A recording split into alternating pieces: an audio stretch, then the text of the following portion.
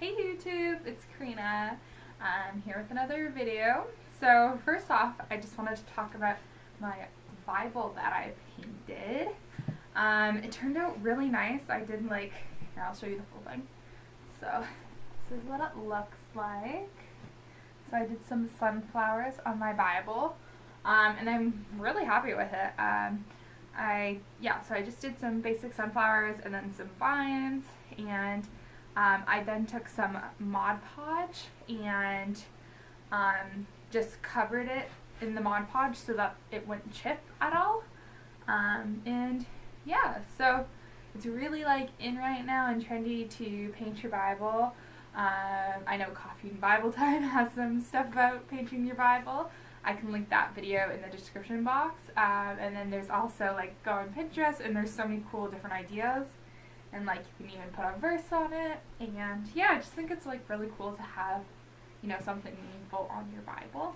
And it was pretty easy, so definitely try that out. Anyways, into today's topic. I'm talking about being single. So I actually was thinking about this topic and had been wanting to do it for the past few weeks or whatever. And I was really struggling with the fact what should I call it? And I was trying to figure out what to call it, and I didn't want to call it just being single, because I just thought that that carried so much stigma, and I realized it should be called being single because there's so many people who are single, and it shouldn't be something we're ashamed of. And in today's society, there's a lot of pressure to be in relationships and feel like you have, experienced love, or, had your first kiss and whatnot, and people feel ashamed that, they haven't kissed anyone or they haven't been in a real relationship. And the truth is, it's okay to be single. There's nothing wrong with, being single. So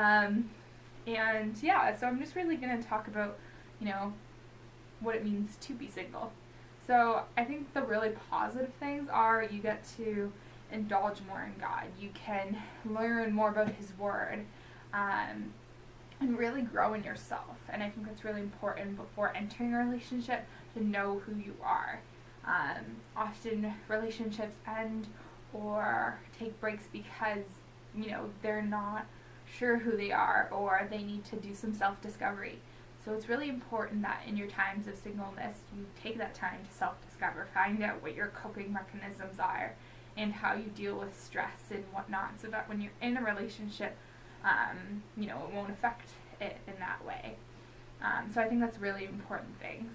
And yes, being single can be hard. It's hard to stay optimistic sometimes, but what you need to realize is you don't need someone else to make you happy. And that's another thing I want to talk about. Also don't get caught up in the whole, if I'm in a relationship, I'll be happy, because, a relationship is not going to make you happy. That is not your source of happiness. A person can sure make you happy, but they shouldn't be your constant source of happiness. And when you're in a relationship, you shouldn't just be pouring your purpose into them, right? Otherwise, you're going to lose it. And you need to realize that God is your purpose. You should be putting your purpose in God, finding happiness in God. And when you have a partner, it's to share your life with them. It's not, to pour yourself into them. For example, if they were to die and then you had no life, you don't want it to be like that. It should be, it should be an equal relationship, so you shouldn't be overdoing yourself in that sense, I guess. And just know that, relationships aren't going to be perfect. They're not going to be simple or easy, in that they're not an answer to anything. But God did make us to share our lives with a partner, and it is important to find a partner in life, but also know that God has a plan, and maybe His plan isn't for you to share your life with someone, but maybe it is. And we can't waste our time or keep trying to find someone. If you've been dating for years and years and you're looking for the right guy and you're wasting all your time and energy, that's not healthy. Just you know, wait for the right guy to come around. Like, God has a plan, and if his plan is for you to find someone, he will put him in, or her, in your train of life, and you'll know. Like, you will know. And also, a really great thing to do is just pray about him or her. Pray for your future husband or wife. Pray for your future partner, whatever.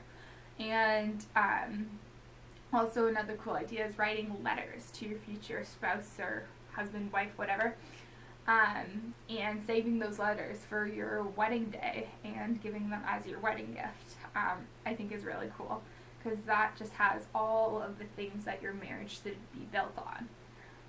So there's actually a really good book about this. It's by Robin Jones Gunn and Tricia Goyer.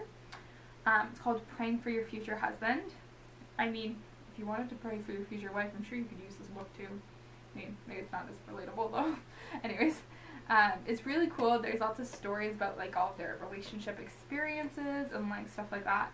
And each chapter gives you a topic of something you should write to your future husband. So one of them is like, you know, praying for his heart, praying that he'll be understanding.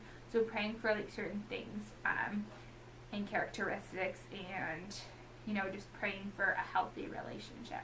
So this is a really awesome book. I've gotten to like chapter 5, I think. So I'm just taking it slow, just doing a chapter here and there every few months.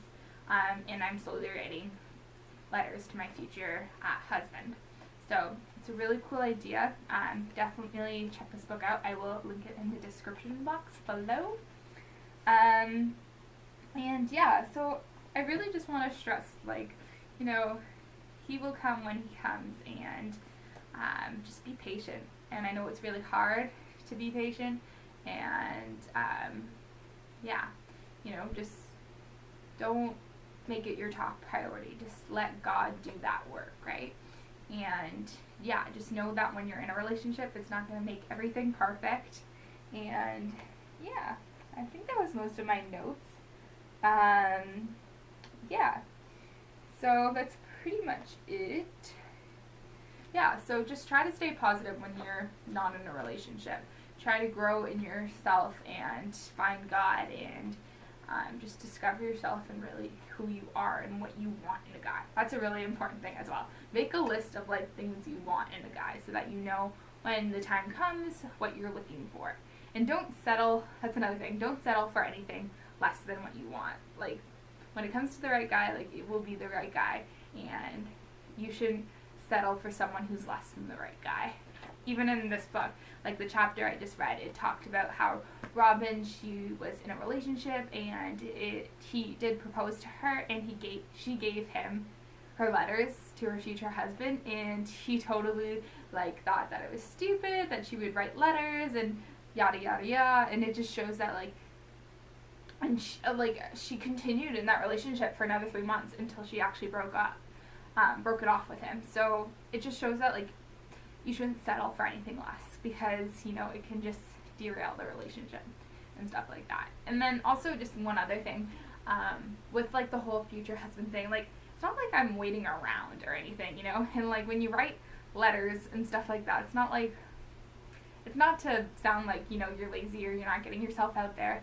Like, I don't know, I just personally have faith in God that he will bring the right person into my life. But yeah, I mean, I just feel like sometimes people view it as, you know, you're just waiting around. It's kind of silly and cliche to write letters to your future husband. And I mean, that's all perspective and opinion, but I personally think it's a romantic and important thing just to build your relationship. And yeah, so that's all I really wanted to touch on for today's video. If you have any questions or comments, put them in the comments below, and please subscribe to my channel and stay tuned for more videos. Bye guys!